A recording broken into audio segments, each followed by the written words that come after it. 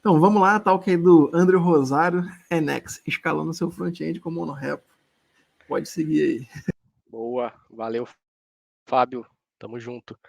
Bom, bora lá então, galera. Vamos falar um pouquinho aí sobre o NX ou o NX, né? Então, para quem conhece, já deve saber que é uma ferramenta extremamente poderosa aí para a gente construir monorepos.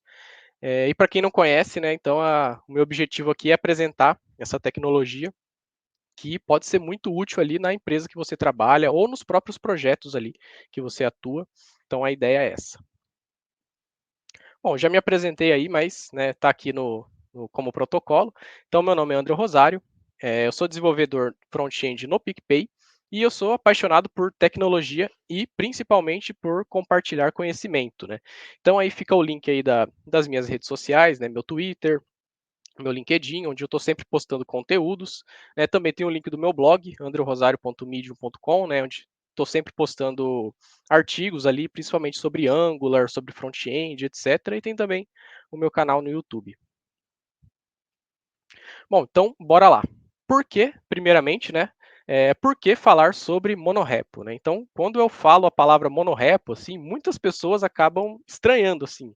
Como assim monorepo, né? Você ter um único repositório para vários projetos, isso faz sentido? Como assim, né? Então, só explicando, né, de forma bem resumida, monorepo é totalmente o contrário de polyrepo, né? Polyrepo você tem várias aplicações em vários repositórios, né? Então, monorepo é exatamente esse termo mono, né? Então, você pode ter vários projetos dentro de um único repositório. E vale mencionar aqui que o monorepo não é nenhuma novidade, né? Então, ele já é utilizado há muitos e muitos anos ali por grandes empresas como a Google, a Microsoft, a Meta, né, a antiga Facebook, enfim, todas essas grandes empresas já utilizam aí esse ecossistema de monorepo há muito tempo, né? Então, é uma peça-chave aí para grandes empresas. E um outro ponto também é que o monorepo voltou a ganhar bastante destaque, principalmente no ecossistema front-end com o NX, né? Não tão recentemente assim, já faz alguns anos, né, que o NX está aí já ativa, mas ele vem ganhando muita popularidade com esse suporte que você tem aí para ter um ecossistema front-end.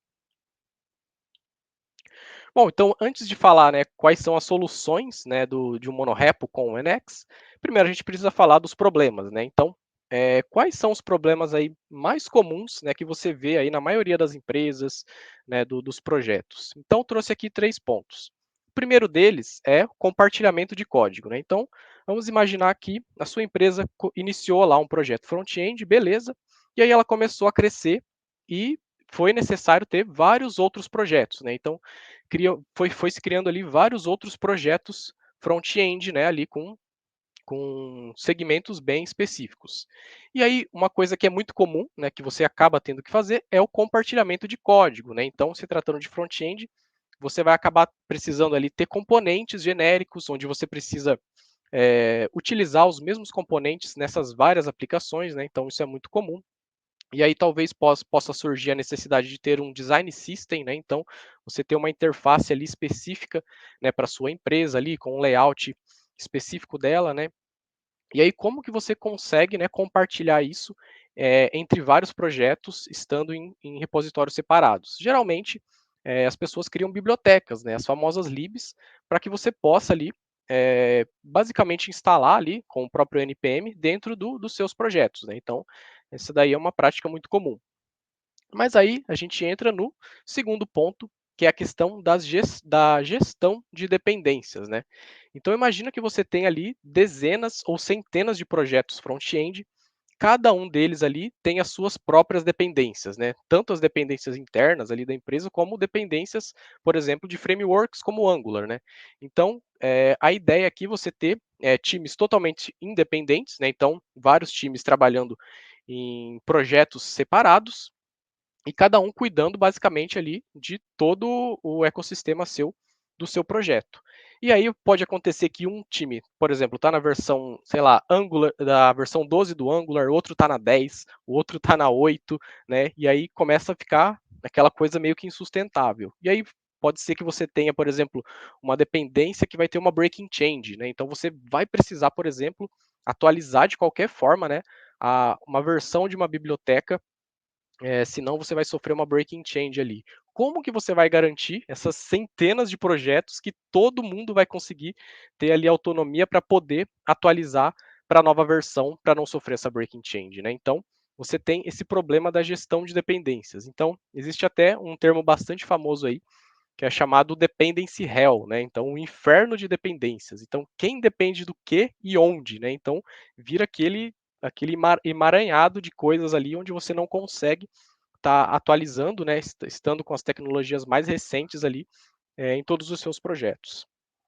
E por fim ali, você tem também o problema de padrões de desenvolvimento, né? Uma vez que você tem equipes totalmente focadas exatamente em um produto, você não consegue compartilhar os padrões. Então, cada equipe tem aborda certos padrões, né? Então, uma vez que um dev, por exemplo, está trabalhando em um projeto e ele migra para outro, ele simplesmente vai ver vários outros padrões. Vai ser muito mais difícil da pessoa entrar ali, fazer o onboarding mesmo do projeto, né? E isso é muito ruim tanto para o dev quanto para a empresa, né? Porque ela não vai ter padrão, né? Vai ser muito difícil de documentar isso, né? De você ter algo centralizado, né? Então, as empresas sofrem também com essa questão de padrão.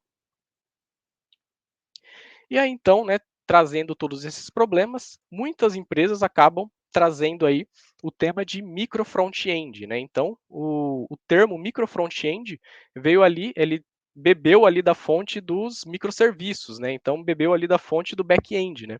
Que é você ter pequenas aplicações ali, né? Que são totalmente independentes uma da outra, elas basicamente não se conversam, mas que podem ter, por exemplo, deploys independentes, que na hora ali no final, né, quando o usuário acessar a sua aplicação, ele vai poder ver a aplicação como um todo com os vários micro front-ends, né? Então essa é uma estratégia bastante adotada aí no mercado. E uma das vantagens, né, principalmente, é que ela proporciona essa questão que eu comentei de autonomia para as equipes, né? Então elas têm ali seus repositórios separados, né, com toda a autonomia, e elas podem fazer todo o fluxo de desenvolvimento sem depender de outras aplicações ou de outros fluxos ali. Mas aí a gente tem esses problemas, né? Como garantir a governança disso, né? Então, como você vai garantir que as versões estejam sempre atualizadas, né? Como você vai garantir o upgrade disso, né? E aí, quando uma aplicação quebrar, quando que você vai saber? Então, esse é um problema. E o outro problema, que é ainda maior, é a questão da performance das aplicações, né? Então, acho que como todo mundo sabe aí, um dos pontos chaves, né, para o sucesso de uma aplicação front-end é a performance, né? Então, de nada adianta você ter uma grande aplicação ali, né, com super robusta, com vários recursos, só que ela demora, sei lá, mais de 5 ou 10 segundos para carregar. Você vai fracassar, com certeza. O usuário não vai querer esperar 5 ou 10 segundos para sua aplicação abrir, né? Então, por isso que a performance é um dos pontos chaves ali para qualquer aplicação front-end. E uma vez que você adota, né, esse padrão de micro front-ends, você vai ter uma complexidade maior, né, dos seus projetos, e isso também pode afetar a performance das aplicações, né? Então hoje a gente tem várias técnicas aí para lidar, né, para ter uma performance melhor, como por exemplo o tree shaking, né, ou então para você poder diminuir o seu bundle final, né? Então tem várias técnicas. E uma vez que você implementa micro front-end, fica muito mais difícil de você conseguir essa performance. É possível, sim, né, mas pode ser que você tenha um gargalo ali dentro da sua aplicação. E pior ainda, né, imagina que se você tem um micro front-end, que um time escolheu Angular, o outro escolheu React, o outro escolheu Vue, né, imagina como vai ser o final lá na hora que o usuário acessar a sua aplicação, né? Ele vai baixar todo o JavaScript desses 3 frameworks e libs e etc, né? Como que você vai fazer o tree shaking disso, né? Então é muito complicado. E aí, então, o monorepo pode ser uma solução, né? Então, aqui eu gostaria de enfatizar a palavra pode, né? E não que é. Então, né, como essa frase é muito famosa, né? Tudo depende, né? Então, não é que não existe solução, né? Não existe bala de prata para tudo, né? Então, a ideia aqui é só apresentar essa estratégia de ter um monorepo, que ela pode ser uma solução para alguns dos casos, né? Então, vou trazer aqui um case, né, que ele funciona muito bem. Bom, então vamos falar aqui agora sim, né, sobre o NX, né, o NX. Então, o NX ele é um DevTools para monorepo, né? Então, ele foi criado pela empresa Narrow, que são ex-membros do Google, né? Então aí um ponto muito interessante, né, que eles trabalhavam ali na Google e o NX começou ali com uma extensão do Angular CLI, né? Era somente uma extensão ali, né, do CLI do Angular e ele cresceu tanto, mais tanto, né, que hoje está nessa plataforma robusta para gerenciamento de monorepos. Hoje ele suporta várias linguagens e frameworks, né? Se eu não me engano, ele suporta além de JavaScript, TypeScript, acho que suporta Go também, Python, enfim, né? Mas aqui a ideia é focar principalmente ali nas tecnologias front-end, né? Então, JavaScript, TypeScript e frameworks do tipo. E acho que o ponto talvez mais importante é que ele possui esse padrão de apps e libs, né? Então, uma vez que você gerar um projeto novo ali, um workspace, você vai ter uma pastinha chamada apps e libs, né? Então, vou comentar um pouquinho mais sobre esses caras ali mais para frente. Bom, antes, né, de falar um pouquinho mais sobre o NX, é importante a gente ressaltar, né, o que é um monorepo. Então, o monorepo é um repositório único, né, como eu havia comentado, contendo vários projetos e bibliotecas distintas. E aqui, esse é o ponto mais importante, com relacionamentos bem definidos. Né? Então, não é porque você tem um repositório com vários projetos ali dentro que é bagunça. Muito pelo contrário, né? Você vai ter todos esses relacionamentos bem definidos. Você vai ter uma arquitetura muito robusta em cima dele. E aí então você possibilita compartilhamento de código, compartilhamento de linters, testes, padrões e principalmente dependências entre aplicações. Né? Então, eu ressaltei bastante nesse problema das dependências, e uma das vantagens do monorepo é exatamente isso. Né? Então, vou até pedir licença aí para o William Grasel, né, ele tem uma palestra excelente, né, sobre governança de microfrontends, né, e ele comenta ali na palestra que ele faz uma pergunta, né? Como que vocês acham que o Google, né, atualiza as milhares de aplicações Angular lá dentro da Google, né? Então, eles atualizam com um monorepo, né? Então, uma vez que eles atualizam ali com o monorepo, né, eles estão sempre na última versão do Angular, eles rodam ali toda a esteira para já afetar praticamente todos os projetos, né? Então, eles não têm esses problemas de dependências exatamente por ter o monorepo ali. E muito importante também, né? Acho que essa é a frase principal para entender a diferença de monorepo para monolito. Né? Então, o monolito você pode ter vários projetos ali dentro, mas você vai ter somente um único deploy. Né? Ele é uma instância única daquilo, né? Você não consegue separar. Diferente do monorepo. Né? O monorepo você pode ter vários projetos, mas você pode ter vários deploys ali também para os projetos que estão dentro ali do seu repositório. Não só deploys, mas muitas outras coisas que eu vou mostrar agora a seguir. Então, para a gente começar, né, para criar um workspace ali com o NX, é muito simples. Né? Basta a gente executar lá um npx create NX workspace. Né? Executando esse comando, o NX já vai te trazer várias perguntas ali, né, para você criar o seu workspace da melhor forma possível. Né? Então ele pergunta qual que é o estilo, né? Então tem vários templates já prontos, né, para a sua necessidade. Ele pergunta qual que vai ser o tipo do workspace, né? Então, se você já quer um workspace já focado em Angular, você consegue, né? Focado em React, talvez, enfim. Né? Então, aí você pode colocar o nome do repositório, o nome da aplicação inicial, né? Então, uma vez que você cria o seu workspace, o NX já vai criar uma aplicação inicial para você também, né? Você pode, por exemplo, colocar o style sheet, né? Se você quer CSS, SAS, etc. E também existe uma pergunta, né, para você habilitar o cache no seu CI. Né? Então, guardem aí que eu vou explicar um pouco mais sobre isso mais para frente. Beleza, uma vez que a gente cria ali um workspace com o NX, a gente vai ter mais ou menos essa estrutura de pastas aí. Né? Então, vamos imaginar que a gente tem um workspace chamado Airlines, e aí a gente tem uma pastinha chamada Apps e uma pastinha chamada Libs. Né? Então, percebam ali que, nesse caso, eu tenho duas apps. Eu tenho a Airline Web App e eu tenho Airline Mobile App.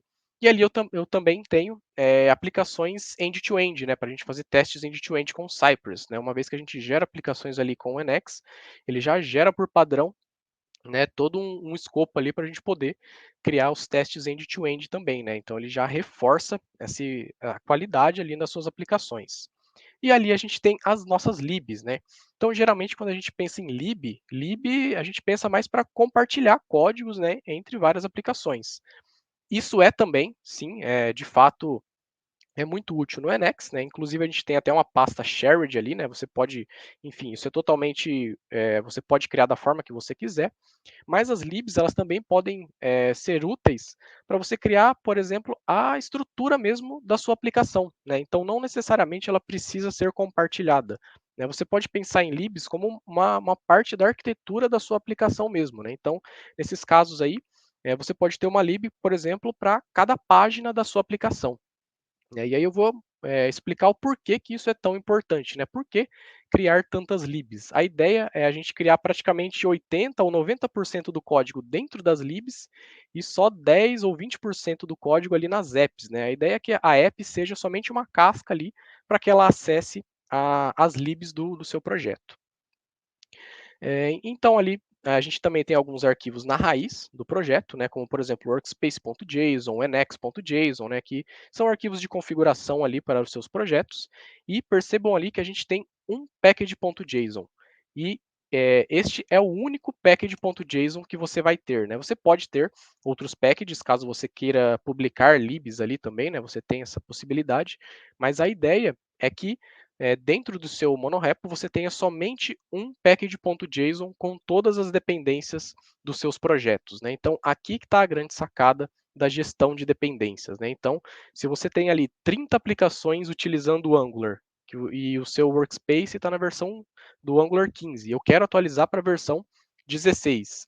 Então, o Emacs ele já traz ali vários executors muito robustos, muito inteligentes ali para você atualizar suas dependências, né? Ele entende ali quem que depende do quê, o que, que vai dar conflito ou não. Então ele já gera, né, essas migrations que ele chama, né? Então ele faz ali toda essa gestão aí. E uma vez que, por exemplo, você vai atualizar do Angular 15 para o Angular 16, você precisa fazer somente uma vez isso. Uma vez que você atualiza ali o seu package.json, todas as 30 aplicações já estarão atualizadas no Angular 16, né? Então, essa que é a grande sacada, né, de se ter um monorepo também, de você ter sempre as dependências ali compartilhadas, né? Todo mundo utiliza a mesma dependência, né? Essa é uma das estratégias das maiores empresas, né, para elas terem sempre ali as últimas versões. E a gente vai falar agora então um pouquinho dos executors, né? Então, por padrão, o Emacs ele já traz vários executors aí que a gente vai acabar utilizando no dia a dia, né? Seja localmente ou seja, por exemplo, num CI/CD. Né? Então a gente tem, por exemplo, o lint, né? A gente tem teste, né? Então o lint geralmente é utilizado com ESLint, né? O teste por padrão ali o Emacs já traz o Jest, né, que é um framework extremamente sensacional ali para a gente testar aplicações. Né? Então ele já traz executors de build e deploy também. E muito importante, né? Se você estiver utilizando o Emacs, recomendo muito instalar essa extensão aí para o VS Code e, se eu não me engano, já tem também para outras IDEs, né? Que é o Emacs Console. Né? Então, uma vez que você instala ali essa extensão, né, você já tem todo um ferramental, né, de todos esses executors, né, de todas as tarefas mais importantes dentro ali da sua própria IDE. Né? Então, isso facilita demais ali no desenvolvimento no dia a dia. Bom, beleza, né? Trouxe aqui algumas das informações, né, do que o Emacs ele tem. E aqui agora eu vou mostrar um case, então, né, de um monorepo com o Emacs, obviamente, focado em front-end, né? Então, imagina que você precisa ter um ecossistema de front-end na sua empresa, né, com várias tecnologias, e você pode ter tudo isso dentro de um monorepo, né? Então, a ideia é mostrar como que você faria isso. Bom, então vamos imaginar aí que a sua empresa precisa ter várias tecnologias aí para lidar com front-end. Então, por exemplo, ela precisa ter aplicações com Angular, ela precisa ter aplicações com React, junto ali ao Next.js, né, para você ter o poder do server-side rendering, né? Você precisa ter um design system, né, que atenda tanto o Angular quanto o React, e aí você pode, por exemplo, utilizar uma lib chamada Stencil, né, que ela gera web components, e aí você pode utilizar esses mesmos componentes tanto ali no Angular quanto no React ou qualquer outra tecnologia JavaScript. E você pode também ter ali, não só o front-end, mas você pode também ter o back-end, por exemplo, com o Nest.js, né? Então não confundir o Nest com o Next, né? Os nomes são parecidos, mas um é com X, o outro é com S, né? O Nest, né, com S, é um framework ali em cima do Node.js, né? Então, um ponto muito curioso é que a arquitetura dele é totalmente baseada no Angular, né?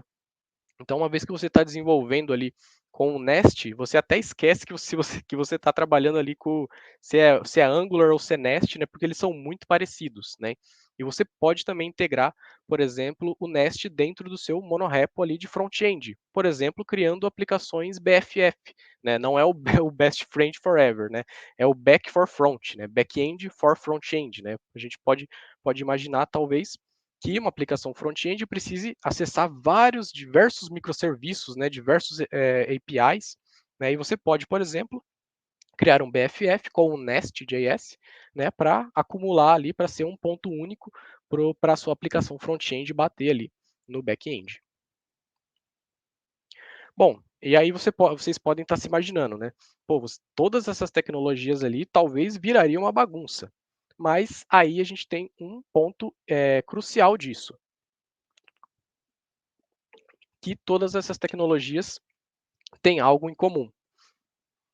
Todas elas são desenvolvidas com TypeScript, né? Então, não é porque a gente tem várias tecnologias que a gente pode sair jogando vários frameworks, várias dependências, etc. Né? A gente tem que ter uma lógica ali para elas poderem se conversar.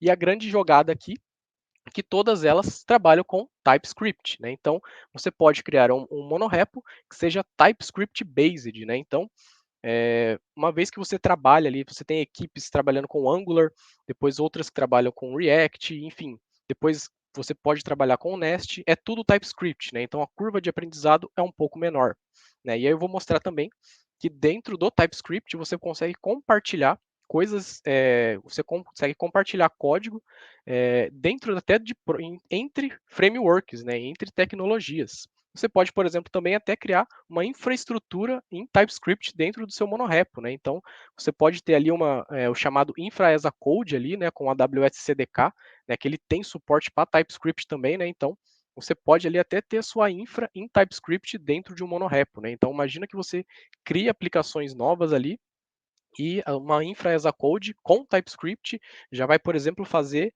né, o deploy automaticamente para você, né? Então isso é possível também de ter um monorepo TypeScript based.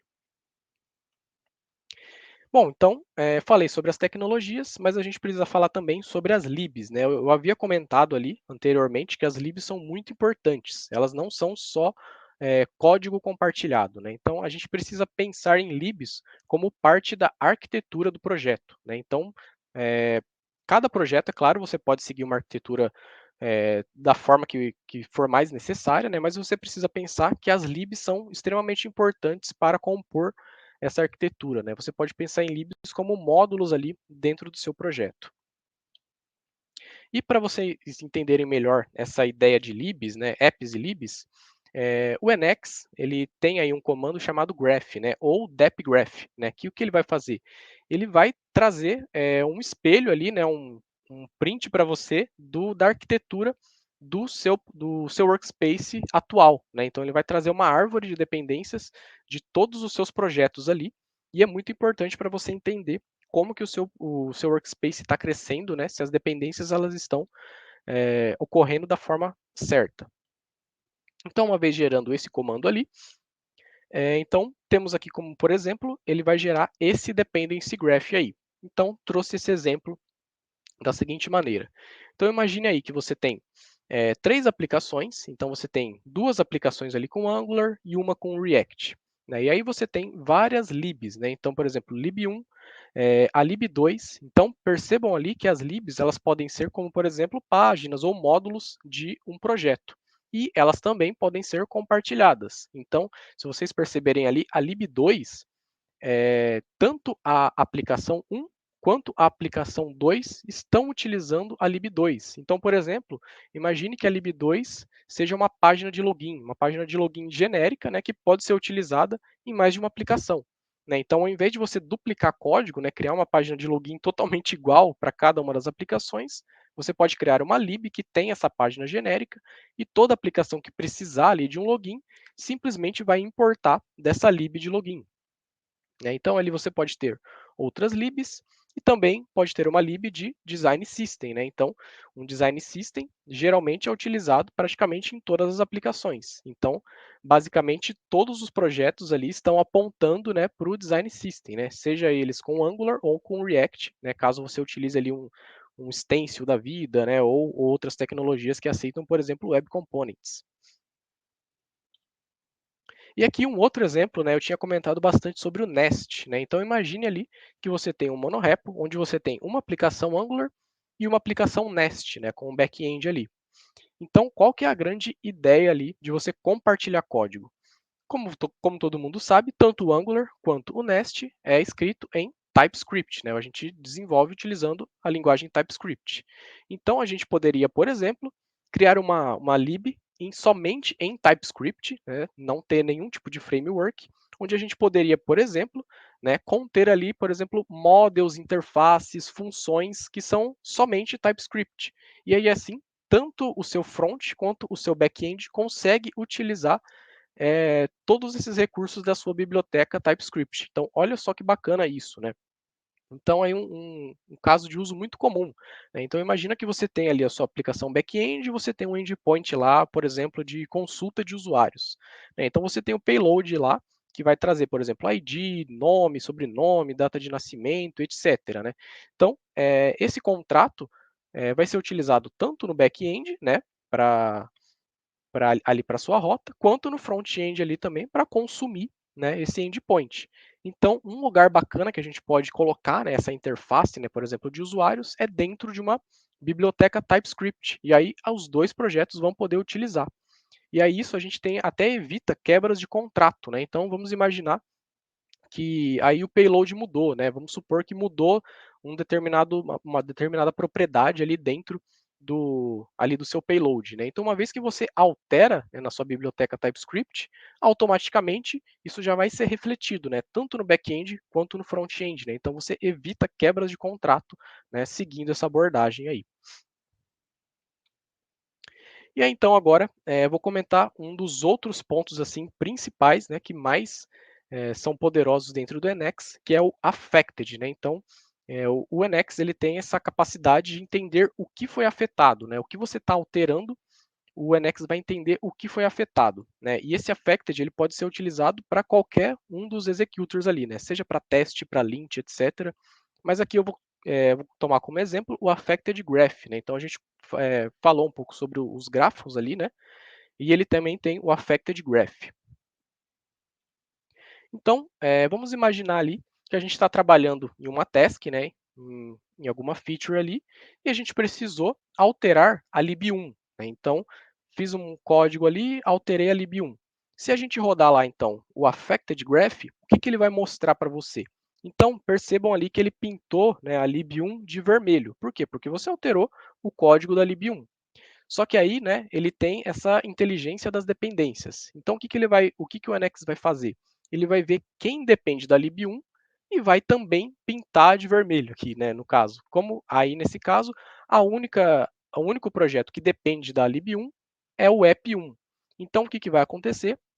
Os executors só serão executados para a lib1 e para todo mundo que depende da lib1, no caso, a app1. Então, aí que a gente começa a ter ganhos ali de performance, tanto local quanto na sua pipeline, para você rodar, por exemplo, os testes da sua aplicação, o lint, o build, o deploy. Então, por mais que você tenha somente um projeto, se esse projeto tem várias libs, e você está alterando somente uma parte, o Emacs é inteligente o suficiente para entender que ele não precisa rodar, por exemplo, libs e apps de outros projetos, porque nada foi alterado, ele não está sendo afetado, por isso o nome affected. Se você alterou a lib1, ele vai entender que somente precisa rodar os jobs ali da lib1 e da app1. Então aqui vamos pegar um outro exemplo. Então imagine agora que eu alterei a lib2, a lib2 que seria, por exemplo, aquela página de login. Então a gente sabe que a página de login é utilizada tanto na app1 e na app2. Então, uma vez que a gente altera a lib2, automaticamente o NX vai falar, esses caras aqui estão sendo afetados também, então vamos rodar todos os jobs ali da app 1 e da app 2, né? Então, alterei a tela de login, então, por exemplo, eu preciso rodar ali build, teste, lint e deploy também, tanto da app 1 quanto da app 2, né, para refletir as novas mudanças. E agora um outro caso aqui, né, que é interessante falar, por exemplo, alterei um design system, né, alterei um componente ali do design system, por exemplo, um botão que todas as aplicações utilizam. Então, obviamente, né, ele vai afetar todo mundo, né? Então, todo mundo vai passar ali pelo affected do NX. Então, por isso que é importante a gente separar bem em libs, né, como eu havia comentado, né, pense em libs não só para compartilhar código, mas também como parte da arquitetura do seu projeto. Então, falando um pouquinho mais sobre o affected, né, a gente pode ir muito além, né, com esse comando extremamente poderoso aí do NX. A gente pode, por exemplo, integrar o affected do NX com o Husky, né? Então, para quem não sabe, o Husky é uma biblioteca super famosa e utilizada em vários projetos que adiciona vários hooks ali nos comandos do Git, né? Então, fazendo essa integração, a gente pode, por exemplo, executar os jobs ali dos projetos afetados ao realizar um commit ou um push, né? Então a gente garante ali, a gente tem uma qualidade, né? A gente garante, por exemplo, que na hora que o dev fazer um push ali para a sua branch, né, ele não vai subir nada quebrado, né? Então não vai subir nada fora com erros de lint e nada com erros de teste, né? Então ele vai fazer aquele affected, né, que eu tinha mostrado ali anteriormente no grafo de dependências, e vai rodar tudo que foi afetado, né? Então, se tiver um teste quebrado, por exemplo, não vai subir, ele vai barrar na hora, né? Então a gente pode, por exemplo, integrar ele com o Husky. E também a gente pode fazer o affected com vários outros executors, né? Então a gente tem esses executors por padrão, mas você pode também ter vários executors personalizados. Algum problema aí na transmissão, Fábio? Ou tá de boa? Não, pô, eu que entrei sem querer. Pode continuar aí. Não, de boa. Beleza.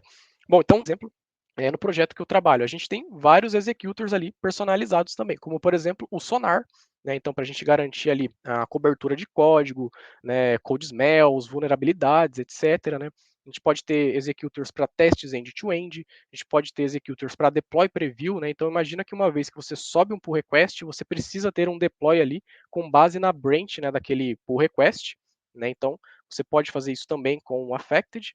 E também você pode ter releases, né? Então, uma vez que você faz o merge, né, para sua main, você vai gerar o deploy, você pode gerar também releases, né? Tudo isso de forma automatizada e tudo com base no affected, né? Então, se você alterou somente uma aplicação, então só vai, por exemplo, gerar release daquilo que foi afetado. Então, todos esses executors, eles funcionam com base ali no affected. E aí, né, tomando como base desse affected, para a gente aprimorar ainda mais essa performance, existe o NX Cloud, né? Então, o NX Cloud ele vai gerenciar ali o cache computacional distribuído. Putz, mas o que é isso, né? Então, só explicando. O NX, o NX Cloud, né, no caso, realiza o cache de qualquer comando, seja ele teste, build, lint, etc. Então, os outputs, né, então esses caras aí que acabaram de serem rodados, dessas execuções, vão ser armazenados lá na nuvem do NX, o NX Cloud. E aí o que vai acontecer? Quando uma outra pessoa for lá e rodar esses mesmos jobs, né? Beleza, um outro dev foi lá e rodou os testes daquele cara lá, sendo que ninguém alterou nada. O que vai acontecer? Esses jobs vão ser executados ali em menos de um segundo, vai ser instantâneo. Por quê? Ele vai pegar esses jobs lá da nuvem, né? Porque ele salvou isso lá no Nextcloud. Então, isso é um ganho assim gigantesco, né, de performance e de custos também para a pipeline, né? Então, esse poder do Nextcloud é sensacional. E aí, então, trazendo até do site oficial, né? Então, se você integra, né, a sua pipeline ali, o seu CI/CD com o NX, né, então é só alegria, né? Então, ele traz até algumas estatísticas aí. Você tem ali até 3 vezes de redução no tempo de CI para projetos de médio porte e até 14 vezes ali da redução no tempo de CI para grandes projetos, né? Então, trabalhando ali com esse grupo de tanto o Affected com o NX Cloud, a gente tem um ganho gigantesco ali na redução de tempo de CI, né, porque a gente acaba podendo escalar. Então, por mais que a gente tenha centenas de projetos, né, tendo ali o NX e o Affected, o seu CI vai continuar ali rodando de uma forma muito mais rápida, né, porque ele só vai gerar no que foi afetado, e ainda se alguém já rodou determinado job, ele vai pegar diretamente ali da nuvem, e isso daí vai reduzir e muito os custos ali da sua empresa. Bom, beleza, né? Falei aí das várias vantagens, né, do NX, mas acho que algumas pessoas podem estar com o pé atrás falando assim, pô, todo mundo vai trabalhar no mesmo repositório, né? Isso aí vai virar bagunça, né? Um outro time vai conseguir mexer no código do meu projeto, né? Como assim? E aí a gente pode impor várias restrições ali também, né, para determinados projetos. Então, uma das formas ali de impor essas restrições é com esse carinha aí chamado Enforce Project Boundaries, né? Então, nas configurações ali do NX, você pode colocar tags, né, para cada um dos seus projetos, né? Então, nesse exemplo aqui, eu tenho uma client app, uma admin app e uma shared lib, né? Então, eu coloquei ali tags, né, para esses projetos, né? Então, scope client, scope admin, scope shared e type lib. Então, todas essas tags ali, elas são livres, né? Então, o dev pode colocar qualquer coisa ali, né? E a grande ideia, né? A força disso é estar ali no ESLint, né? Então, no arquivo ESLint.rc.json, né? Nas configurações ali você pode colocar as restrições dos seus projetos, né? Então, olha só que interessante, né? Então, por exemplo, as aplicações, os projetos, né, as libs que são shared, né, que são compartilhadas, elas podem ser, por exemplo, utilizadas ali em vários projetos. Então, a gente pode falar que only depend on libs with tags scope shared, né? Então, essas libs, uma shared só pode depender de outra shared, né? Então, por exemplo, uma shared não pode depender, por exemplo, de uma aplicação de um produto, né? Não faz sentido, né? Ela precisa ser somente ali importada. É o contrário, né? Os produtos precisam utilizar a lib shared e não o contrário.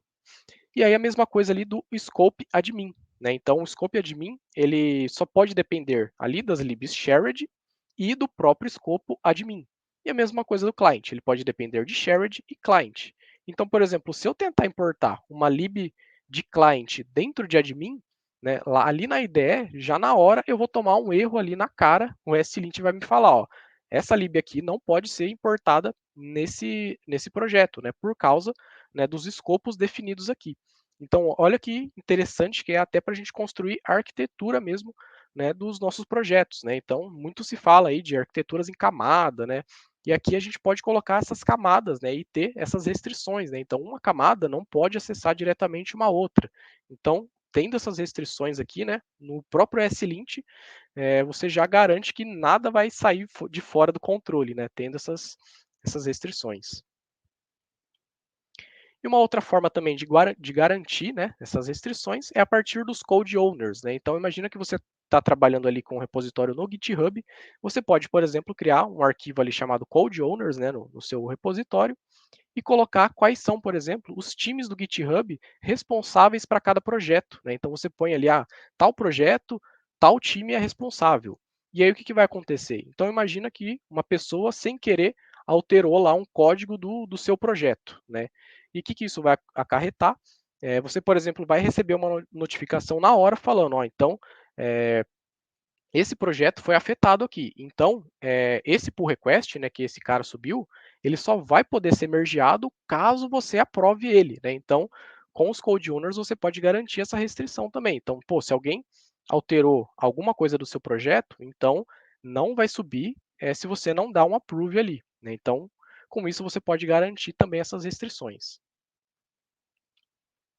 Beleza, e por fim também acho que vale a pena comentar dos NX Generators, né? Então, os generators, eles fornecem ali uma maneira de automatizar muitas tarefas que você executa regularmente ali, né, no seu dia a dia, no seu fluxo de desenvolvimento, né? Então você pode, por exemplo, ter generators ali para criar aplicações, né, para criar libs, enfim, para ter existe uma porrada, né, de generators ali que facilitam demais a sua vida, né, para trabalhar com o NX, né?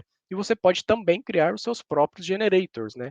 Muito semelhante ali com o schematics do Angular, né? Então você pode ter generators específicos, né, por exemplo, para os objetivos ali da sua empresa ou do seu projeto. Bom, pessoal, e por fim, né, trouxe aí já todos os recursos do Emacs, mas é importante falar também aqui do Module Federation, né? Então, por mais que eu falei tudo isso, né, do Emacs, né, de você não talvez utilizar micro front-end, pode ser, né, que em alguns casos, né, na sua empresa, você não pode abrir mão de um micro front-end, né? Você pode ter aplicações gigantescas que necessitam ter deploys independentes, né? Que não é o caso aqui do que eu comentei até agora. Mas caso você precise, né, de fato, do micro front-end, na maioria das vezes você não precisa, mas caso você precise, você pode utilizar aí o Module Federation, né, do Webpack. Ele já tem essa integração nativa com o Emacs, né, então você já consegue utilizar, né? E aí trazendo esse grafo de dependências diretamente ali da documentação do Emacs, então ele traz um exemplo de como você pode trabalhar, né, com micro frontends ali num workspace com o Emacs, né? Então você tem lá uma aplicação host e você tem várias outras aplicações que são implícitas, né? Então você pode ainda garantir todos esses jobs ali. Então, por exemplo, se eu alterei lá o cart, né? Alterei alguma coisa do projeto cart, eu preciso rodar ali os jobs, né, do host também, né? Então você pode colocar dependências implícitas. Então vale a pena também mencionar que ele tem esse suporte para Module Federation. E finalizando aqui então, galera, gostaria de agradecer aí quem está até agora, meu muitíssimo obrigado. E aí deixo dois links principais aí, né? O primeiro deles é tudo que você precisa saber sobre monorepos, né, para você fazer um deep dive mesmo ali sobre monorepos, né, que é o monorepo.tools. Inclusive foi a própria equipe do Emacs que desenvolveu, né, um link muito bacana. E claro, né, o site oficial do Emacs, né, que tem uma documentação extremamente robusta, né, com vários exemplos ali, né, que vai te guiar para você, por exemplo, criar um workspace ou migrar um projeto para um monorepo ali do zero, né? Então, muito importante também. E é isso, galera. Muito obrigado.